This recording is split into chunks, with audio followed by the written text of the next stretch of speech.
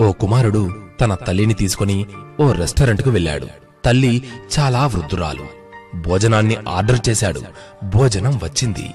ఆ తల్లి చాలా బలహీనంగా ఉండటం వలన ఆహారాన్ని కాస్త మీద పోసుకుంటూ కింద పోసి కాస్త ఇబ్బందికరంగా తినసాగింది.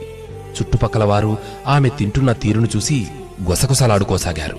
కాని ఆ కొడుకు మాత్రం ఏమాత్రం విసుక్కోకుండా ఆమె తినేదాకా కూర్చొని ఆమె తిన్న తరువాత తనను జాగ్రత్తగా తీసుకువెళ్లి చేతులు ముఖాన్ని శుభ్రం చేసి ఆమె బట్టలపై పడి ఉన్న ఆ పదార్థాలను తుడిచి బిల్లు కట్టి తల్లిని జాగ్రత్తగా తనతో పాటు తీసుకువెళుతూ ఉండగా ఓ వ్యక్తి ఇలా అడిగాడు, బాబూ, నువ్వు ఇక్కడ ఏదో వదిలేసుకుని వెళ్తున్నావు చూడు అన్నారు.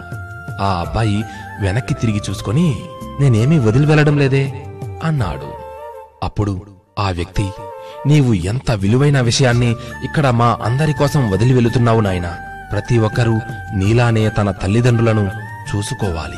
వయసు మీద పడిన తల్లిదండ్రులను అసహించుకోకుండా ఓ బిడ్డలా చూసుకోవాలన్న ఓ మంచి సందేశాన్ని ఇక్కడున్న వారందరికీ వదిలి వెళుతున్నావు అన్నాడు ఆ వ్యక్తి.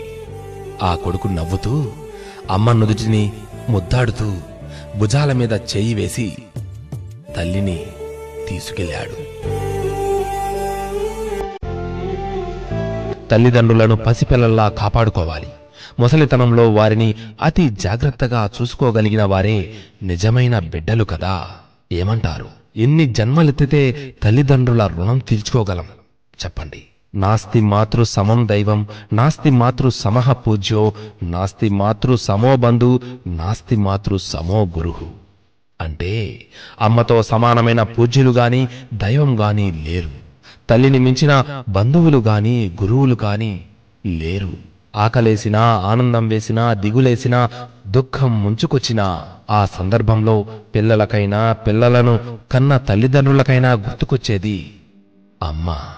తన కడుపును మార్చుకొని పిల్లల కడుపు కోసం ఆరాటపడే అమృతమూర్తి అమ్మను కనుపాపలా కాపాడుకోవాలి. ఒక్కసారి ఆలోచించండి. మీ తోటివారితో ఈ సందేశాన్ని పంచుకోండి. బంధాలను, బాంధవ్యాలను కాపాడటంలో మీరు భాగస్వాములు కండి.